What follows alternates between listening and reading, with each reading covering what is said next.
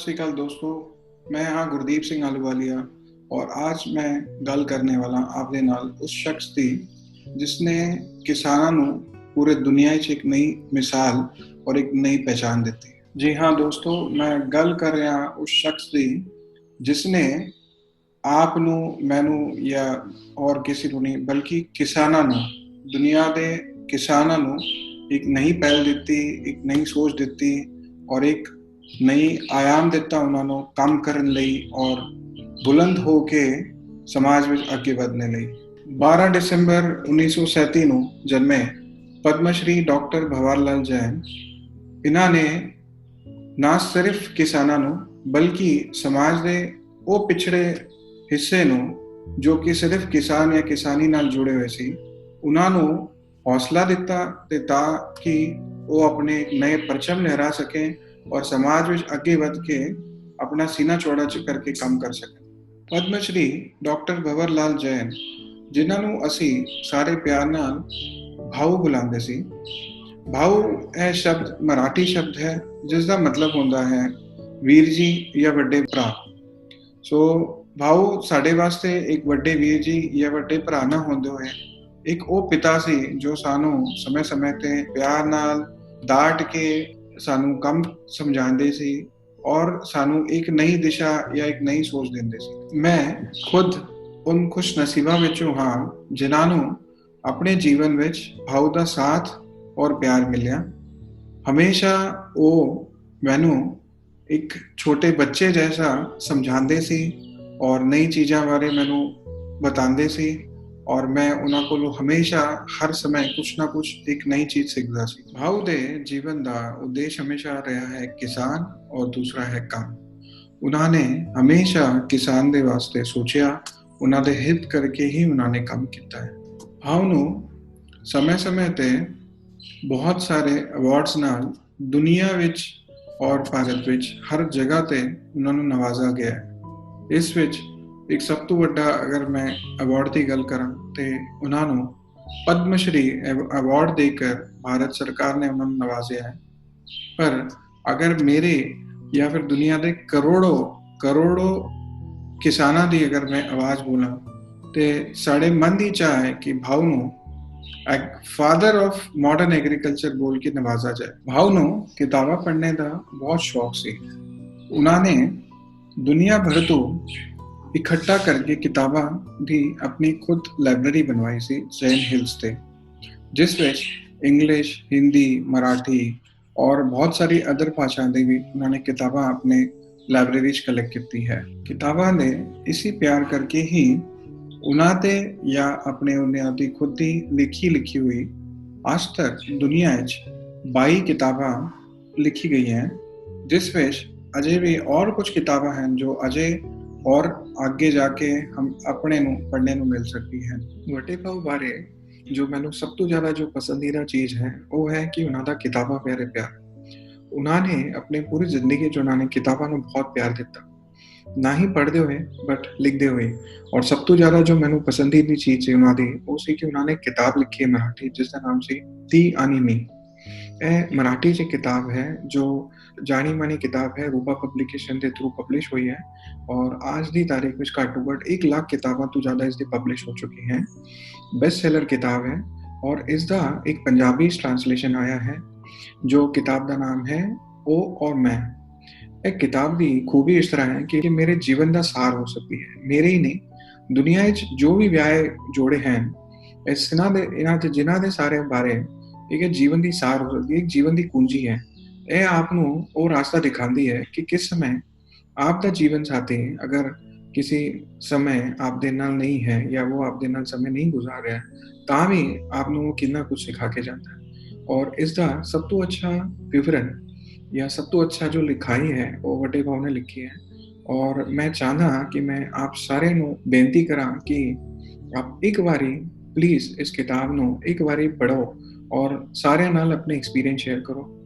ਔਰ ਇੱਕ ਚੀਜ਼ ਮੈਂ ਆਪ ਨਾਲ ਇੱਥੇ ਸ਼ੇਅਰ ਕਰਨਾ ਚਾਹਾਂਗਾ ਕਿ ਇਸ ਕਿਤਾਬ ਦੀ ਸਭ ਤੋਂ ਵੱਡੀ ਖੂਬੀ ਹੈ ਕਿ ਕਿਤਾਬਾਂ ਤੇ ਬਹੁਤ ਸਾਰੀ ਆਉਂਦੀਆਂ ਦੁਨੀਆ 'ਚ, ਬਹੁਤ ਸਾਰੀ ਕਿਤਾਬਾਂ ਨੇ, ਪਰ ਕਦੀ ਆਪਨੇ ਸੁਣਿਆ ਇਸ ਤਰ੍ਹਾਂ ਕਿ ਕਿਤਾਬ ਦੇ ਸਿਰਫ ਜੋ ਲੋਕਾਂ ਨੇ ਇਸ ਕਿਤਾਬ ਪੜ੍ਹੀ ਹੈ ਉਹਨਾਂ ਨੇ ਇਸ ਦੇ ਬਾਰੇ ਆਪਣੇ ਜੋ ਮਤ ਰੱਖੇ ਹਨ ਉਸ ਦੀ ਵੀ ਅੱਗੋਂ ਹੋਰ 2 ਕਿਤਾਬਾਂ ਛਪੀ ਹਨ। ਹਾਂਜੀ, ਤੇ ਮੈਂ ਸਹੀ ਬੋਲ ਰਿਹਾ ਕਿ ਇਹ ਕਿਤਾਬ ਜੋ ਹੈ ਤੀ ਅਨੀਮੀ, ਇਸਦਾ ਇੱਕ ਆਪਣੇ ਆਪ ਵਿੱਚ ਇੱਕ ਮਿਸਾਲ ਹੈ ਕਿ ਇਸ ਕਿਤਾਬ ਦੇ ਛਪਣੇ ਦੇ ਬਾਅਦ ਲੋਕਾਂ ਨੇ ਇਸ ਦੇ ਬਾਰੇ ਜੋ ਆਪਣੇ ਮਤ ਰੱਖੇ, ਉਹ ਕਿਤਾਬ ਦੇ ਮਤ ਦੇ ਹੀ 2 ਕਿਤਾਬਾਂ ਹੋਰ ਛਪ ਗਈ ਹਨ। ਜੀ, ਸੋ ਇਹ ਦਿਖਾਉਂਦੀ ਹਨ, ਇਹ ਦਰਸਾਉਂਦੀ ਹਨ ਕਿ ਕਿਸ ਤਰ੍ਹਾਂ ਇਹ ਕਿਤਾਬ ਆਪਣੀ ਇੱਕ ਮਜ਼ਬੂਤੀ ਲੈ ਕੇ ਚੱਲਦੀ ਹੈ ਔਰ ਕਿਸ ਤਰ੍ਹਾਂ ਇਹ ਲੋਕਾਂ ਦੇ ਜੀਵਨ ਵਿੱਚ ਇਸਨੇ ਬਹੁਤ ਵੱਡਾ ਇੱਕ ਪਹਿਲੂ ਜਾਂ ਯੋਗਦਾਨ ਰੱਖਿਆ ਹੈ। ਅਤੇ ਮੈਂ ਆਪ ਦੇ ਨਾਲ ਕੁਝ ਇਸ ਕਿਤਾਬ ਦੇ ਬਾਰੇ ਕੁਝ ਜੋ किस्से हैं मैं आप दे नाल चाहूँगा कि मैं आप दे नाल शेयर करा इत्थे। जैसे कि एग्जाम्पल एक दिन बड़े भाऊ ने लिखिया कि वो बाहर जा रहे सी रोटी खाकर अपने घरों और निकलते हुए जलगांव की धुप सारे जानते हैं बहुत गर्मी होती है, तेज लू होती है। अजीत भाऊ बाहर खेड़ते हुए भाऊ ने देखा और भाऊ ने गुस्से च आके उन्होंने थप्पड़ जड़ दिया और जैसे ही थप्पड़ जड़िया तो अजीत भाऊ अपने घर दौड़ते दौड़ते गए रोंदे हुए और उन्होंने अपनी माँ ਨੂੰ ਕਾਂਤਾ ਬਾਈ ਜੀ ਨੂੰ ਜਾ ਕੇ ਦੱਸਿਆ ਕਿ ਕਿਸ ਤਰ੍ਹਾਂ ਉਹਨਾਂ ਨੂੰ ਬੜੇ ਭਾਉ ਨੇ ਇੱਕ ਥੱਪੜ ਲਗਾਈ ਹੈ।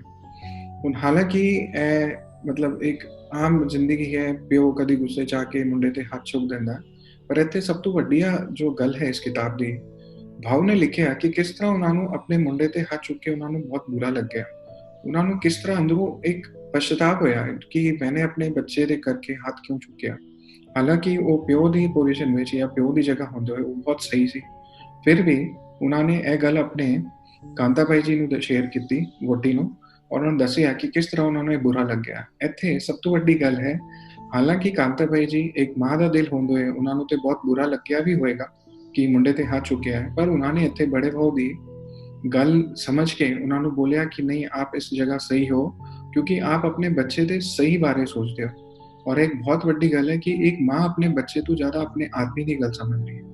ਆਪ ਮੈਨੂੰ ਦੱਸੋ, ਇਸ ਦਾ ਹੀ ਇੱਕ ਮੈਂ ਦੂਸਰਾ और एक एग्जांपल शेयर ਕਰਾਂਗਾ। ਜਿਸ ਤਰ੍ਹਾਂ ਕਿਤਾਬ ਵਿੱਚ ਦੱਸਿਆ ਗਿਆ ਹੈ ਕਿ ਅਨਿਲ ਭਾਉ ਦੀ ਤਬੀਅਤ ਬਚਪਨ ਵਿੱਚ ਕਈ ਵਾਰੀ ਠੀਕ ਨਹੀਂ ਰਹਿੰਦੀ ਸੀ, ਉਹਨਾਂ ਨੂੰ ਕਾਫੀ ਸਾਰੀ ਐਲਰਜੀ ਸੀ ਔਰ ਜਿਸ ਤਰ੍ਹਾਂ ਹੁੰਦਾ ਹੈ ਕਿ ਐਲਰਜੀਜ਼ ਵਾਲੇ ਬੰਦੇ ਨੂੰ ਕੋਈ ਚੀਜ਼ਾਂ ਦੀ ਰੋਕ ਹੁੰਦੀ ਕਿ ਆਪ ਇਹ ਨਹੀਂ ਖਾ ਸਕਦੇ, ਉਹ ਨਹੀਂ ਖਾ ਸਕਦੇ।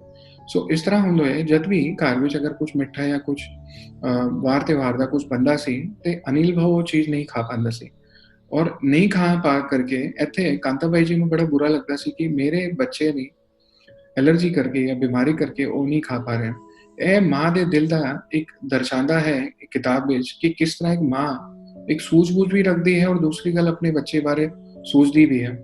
ਇਹ ਕਿਤਾਬ ਇਸ ਨਜ਼ਰੀਏ ਨੂੰ ਲੈ ਕੇ ਆਉਂਦੀ ਹੈ ਕਿ ਕਿਸ ਤਰ੍ਹਾਂ एक आदमी और एक औरत, ना कि सिर्फ आदमी औरत हैं बल्कि एक माँ प्यो भी हैं, मियाँ बीवी हैं और मतलब एक जगह तो अपने बच्चे करके दोस्त भी हैं। जिस तरह मैंने आप दे नाल कहा कि एक किताब आप क्यों पढ़नी चाहिए से मैं अपना पहले ही मैं शेयर कर चुके हैं कि किस तरह एक किताब ने मेरे जीवन में मैनू कई जगह मैं किताब पढ़ने के बाद मैनू महसूस होया कि यह जो किस्से हैं यह तो मेरी जिंदगी में भी हो चुके हैं या मैं ऑलरेडी इस जगह तो जा चुके हैं, गुजर चुके हैं।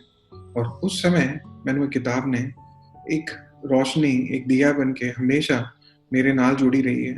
और सब तो बढ़िया गल है कि मैं जिस तरीके ने भाव नाल मिलिया, भाव नाल सीखिया, भाव कोलों मैंने प्यार जो मैनू ना कोलों मिलिया, ये सारा सार जो है मैनू एक हमेशा किताब नाल जुड़िया मिलता।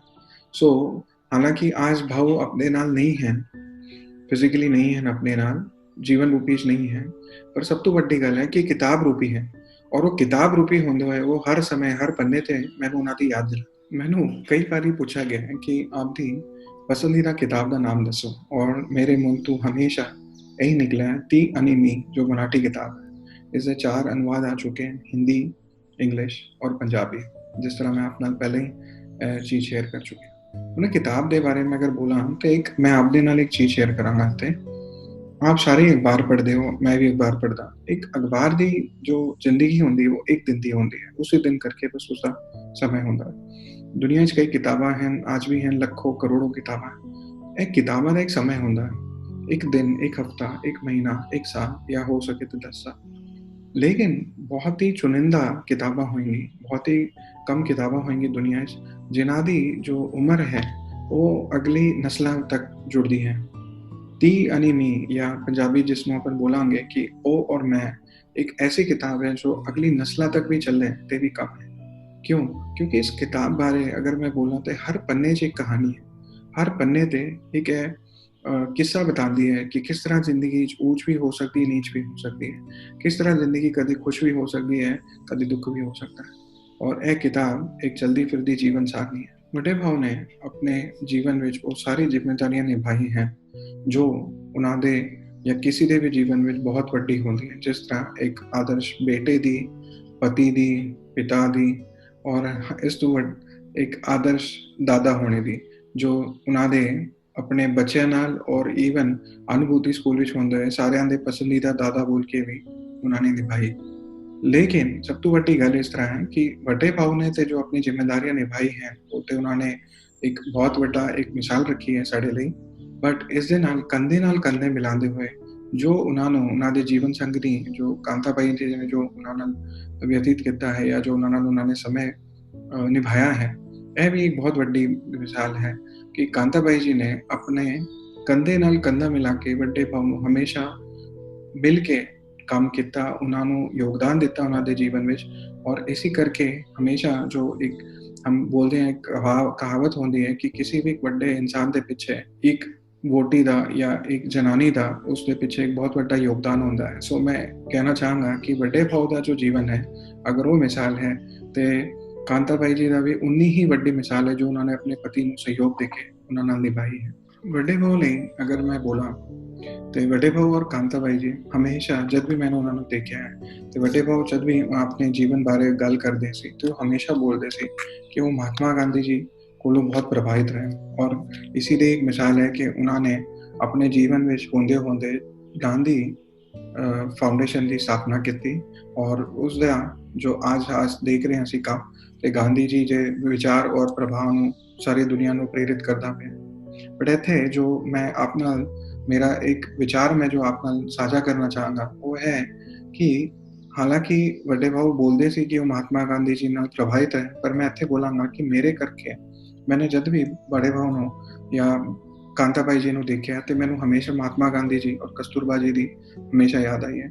ਕਿਉਂਕਿ ਇੱਥੇ ਮੈਂ ਆਪ ਨਾਲ ਸਾਂਝਾ ਕਰਾਂਗਾ ਕਿ ਕਸਤੂਰਬਾ ਜੀ ਨੇ ਵੀ ਹਮੇਸ਼ਾ ਕਸਤੂਰਬਾ ਬਾਈ ਜੀ ਨੇ ਵੀ ਹਮੇਸ਼ਾ ਆਪਣੇ ਜੀਵਨ ਵਿੱਚ ਮਹਾਤਮਾ ਗਾਂਧੀ ਜੀ ਦਾ ਹਮੇਸ਼ਾ ਮੌਕੇ ਤੇ ਔਰ ਸਮੇਂ ਤੇ ਉਹਨਾਂ ਨੂੰ ਨਾਲ ਜੁੜ ਕੇ ਮਿਲ ਕੇ ਕੰਧੇ ਨਾਲ ਕੰਧਾ ਜੋੜ ਕੇ ਕੰਮ ਕੀਤਾ।